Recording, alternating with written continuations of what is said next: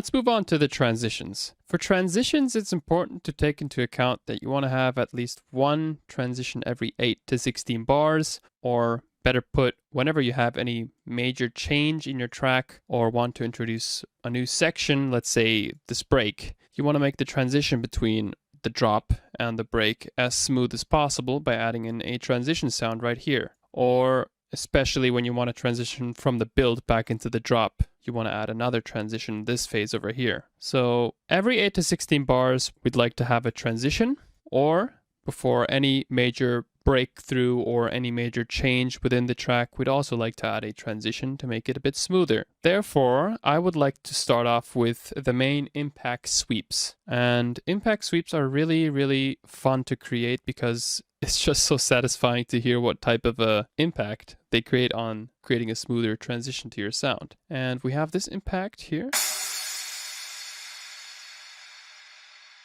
which is just a simple cymbal crash. So let's reduce the volume here. And let's say our first transition is placed right here when we introduce the bass. And I'm going to zoom in on that transition, go into 16th grid, take away that transient from the impact. I'm going to zoom in even more and take away this section as well. So we don't want that transient from the impact, but only the fade out sound. This is how it would sound with this impact now.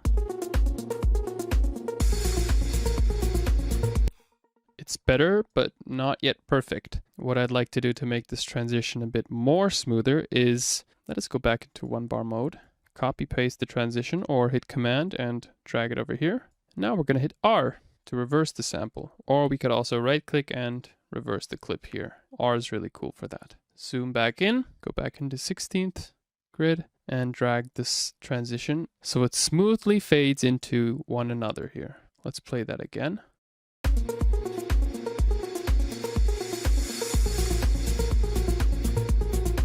Perfect. I'm just going to reduce the volume a tad.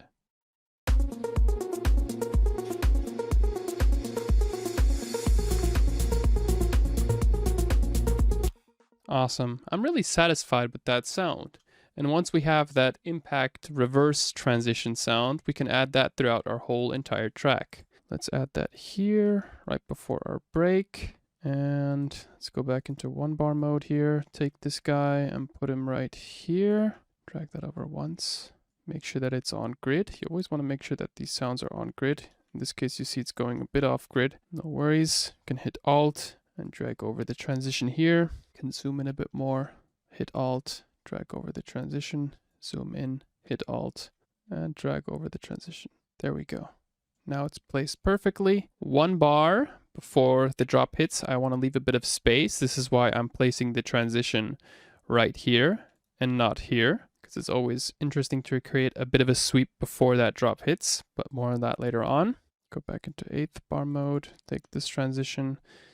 We're going to add one here for sure. So from drop 2 into outro, we want to have one transition. And how about we add another one over here? Perfect. So we've placed our first little impact transition sound throughout the whole track. Let's give this a quick little skip through here. Let's see how this one sounds.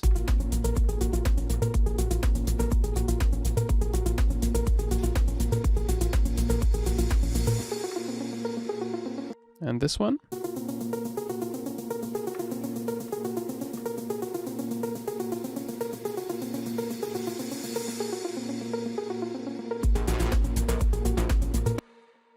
And the outro transition.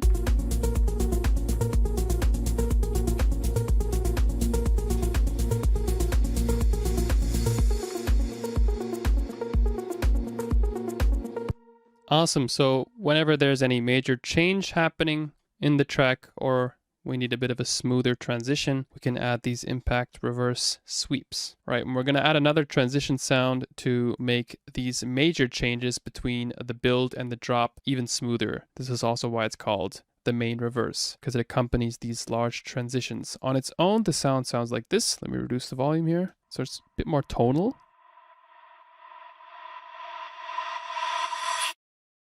Very nice. And I'm going to head back into 8th bar grid and drag that here. And we're going to place this right here. So right before the second drop hits, we want to have this sound coming in. Reduce the volume even more. You know what? Because this is the second drop, we're going to add this transition right here as well, just to give it a bit of variation. Let's listen to how this sound sounds in the little build up here.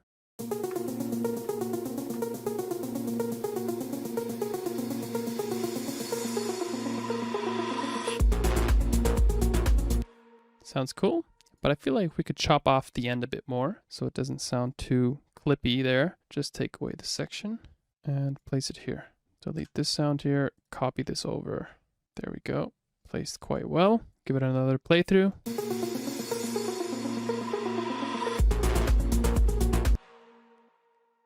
Right, and to make it fade out a bit better. All right, so we are going to reduce that harsh frequency around 1K because I feel like that's a bit too sharp here. And we're going to add some delay first. Put it on 4 bars. Leave the feedback at 50%.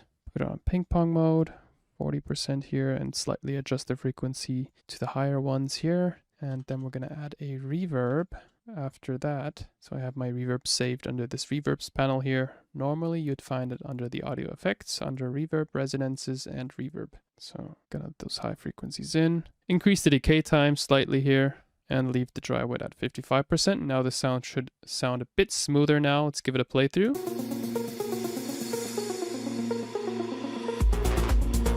Ooh. Much smoother, I like that. Give it a playthrough here in this section as well.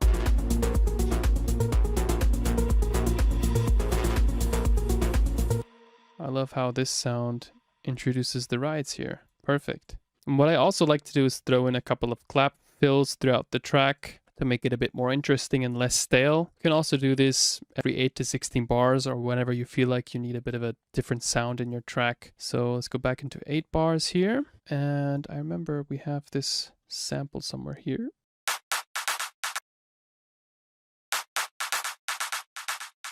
Yeah, that's the sound.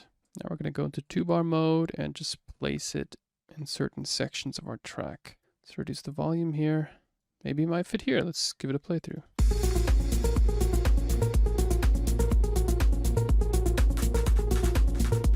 Oh, double click the sound, warp, rewarp, set the BPM to 125. Because it was originally created or recorded in a session where the BPM was set to 125, so that's why I changed it here. And usually samples like this are also key labeled. Samples that have a bit of BPM information or delay slaps like this, they usually have a label at the end that looks somewhat like this, so 125 BPM. And in case you double click your sound and the BPM is set to a different value, what you can do is simply unwarp, warp. Sometimes this little window pops up, you can click yes, and then set it to 125. So the original BPM of the little sample here.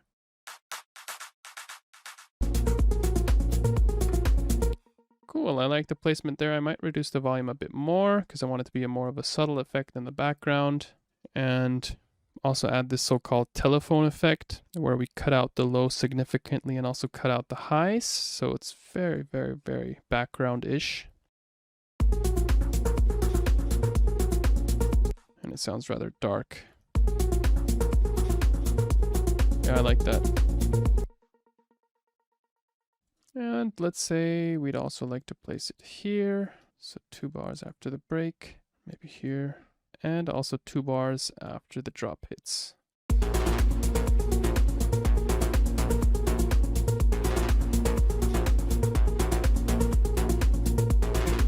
Yeah, kind of like it. Could add it a bit more, but I'm going to leave it at this. Okay, there's one more effect that I'd like to add between the first drop and the break over here to make the transition a bit smoother, because I feel like it still feels a bit too sudden.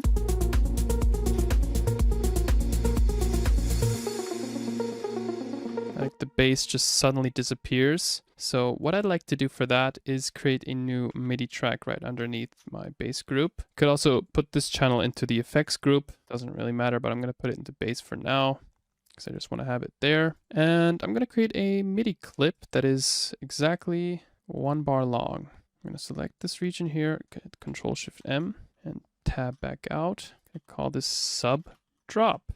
If you have a bass sound that is just suddenly cut off, like from the drop into the break, you can add a sub drop to make the transition sound smoother. So you'll still have a bit of bass in your break before it just completely fades out. We're going to reduce the volume here, and under the instruments tab, we're going to search for sine sub, operator, bass, basic sub sine. And we're going to drag that in here. We're going to set the release to 127 so the sound gradually fades out.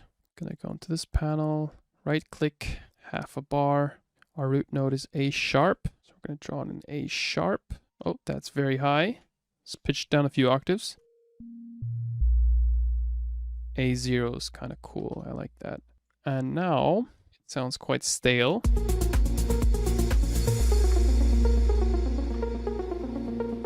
Interesting. Not there yet. Double click the sound, head into this automations panel over here, envelopes, MIDI control, pitch bend. It's the first control there. We're going to click here, and we're going to click here and drag this point down. Let's give it a playthrough.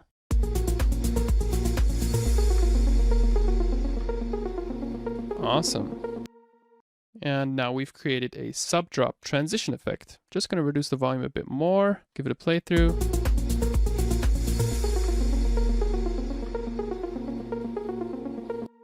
If you'd like so, then you could also increase the length a bit more here, but I feel like half a bar is perfect enough, so I'm going to leave it at half a bar here. Perfect, and that makes our transition a bit smoother.